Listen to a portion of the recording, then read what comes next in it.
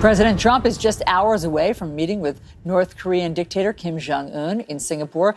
This follows a tough G7 meeting that ended with members of President Trump's administration slamming some of America's oldest allies. Joining us now to talk about all of this, we have Senator Bill Cassidy of Louisiana. Senator, great to have you here in Thank studio. You, Alice.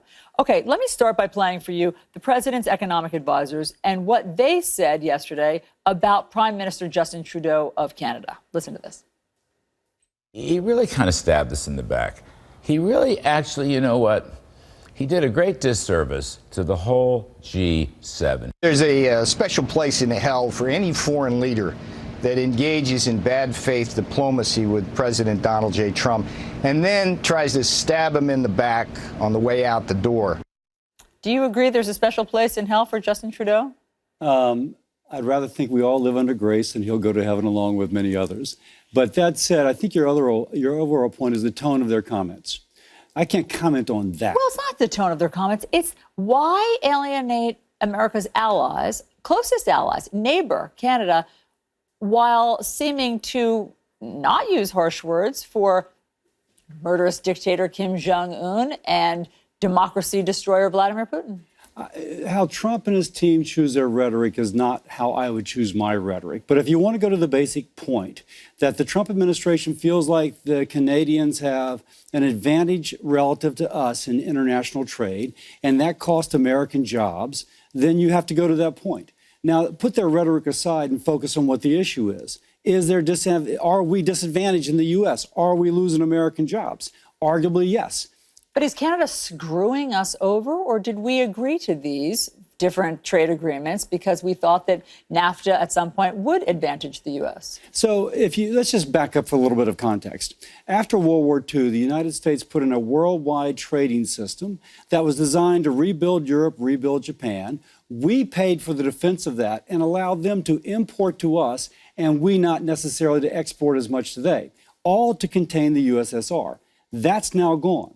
So those relationships still exist where, for example, Peter Navarro in the New York Times had an editorial yesterday speaking of Canadian dairy products and how tariffs on ours doesn't allow us to send them in. So there are these situations where we are disadvantaged. Understood. But obviously it's all a chess game and there's all sorts of consequences for every single move. Here's what John McCain had to say about this, okay? To our allies, bipartisan majorities of Americans remain pro-free trade, pro-globalization, and supportive of alliances based on 70 years of shared values. Americans stand with you even if our president doesn't.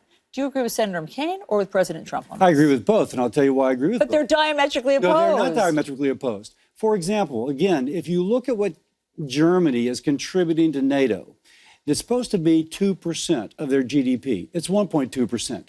Jim Mattis, the Secretary of Defense, said the United States cannot care more about your defense than Europe does.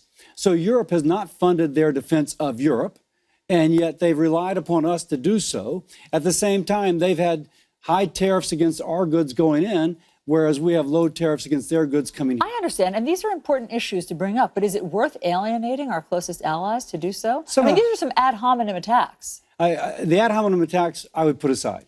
That said, the old saying, nothing is accomplished by a reasonable man.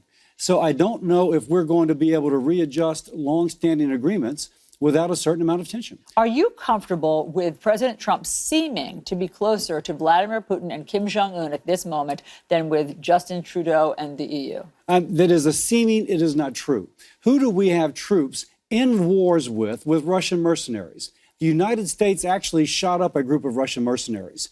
We actually have troops stationed in Germany, and we do cooperative exercises. So seeming is not reality. So you're saying... I'm comfortable with reality. Okay, so I hear what you're saying. You're saying ignore the words and look at the actions. Is that what you recommend?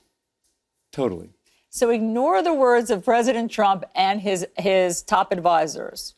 Have you ever had a fight with your spouse? And in Never. That fight, yeah, really, man. Never. And in that fight, you just make a decision. Okay, listen, things were said that we wish were not, but there's an underlying issue that has to be addressed. Now, you put this to a side, you hope it doesn't happen again, but you begin to address the issue. I think we, as a Western alliance, need to address the issue. Yes, of trade. But is Canada a bigger national security threat to the U.S. than Russia? Of course not. Well, that's the justification that President Trump is using to change these tariffs with Canada. I think he's using the fact that American workers have been disadvantaged. Well, I mean, they're also saying that aluminum and steel represent a national security threat.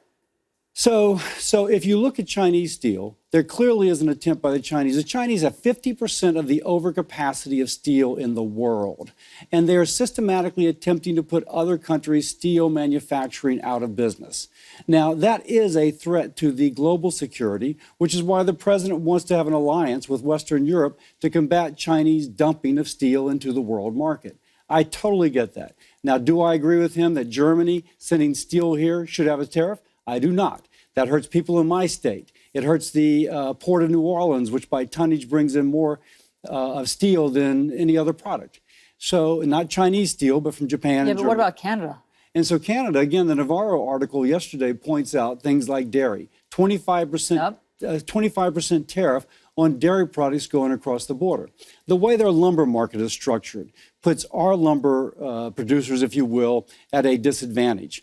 And so there might be a rationale, but nonetheless, they are able to produce lumber at an artificially lower cost relative to U.S. producers. All right, quickly, I want to talk about something else near and dear to your heart, which is healthcare. Yes. So the White House has joined with 20 states to try to change some key provisions of the Affordable Care Act. Here it is. The states argued that after Congress eliminated the penalty for the individual mandate last year, effective 2019, it destabilized other sections of the law. The provisions the DOJ says should be invalidated are central to the Affordable Care Act and would gut protections for those with pre-existing conditions. There it is.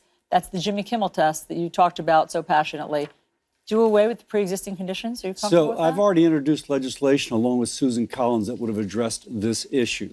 The problem with the Affordable Care Act is that it is unaffordable. It is not sustainable. There's families in my state who, without getting a subsidy, have to pay $50,000 a year after tax dollars before the insurance kicks in. Understood. So we need a new system, and I've introduced legislation to address that. But what's happening with that new legislation? In other words, what sounds like to me is that pre-existing conditions and coverage for pre-existing conditions will go away before any new legislation is in place. So if we're talking only about the individual market, there will continue to be, most of the people on there are getting subsidies, and they would continue to get a subsidy relative to their premium. But will pre-existing conditions continue to be covered? But in that, they would be because they're subsidized. The point is that is not sustainable. So one, we got to lower drug cost. We've got to decrease the cost of medicine. I am working on that, put out a white paper on that.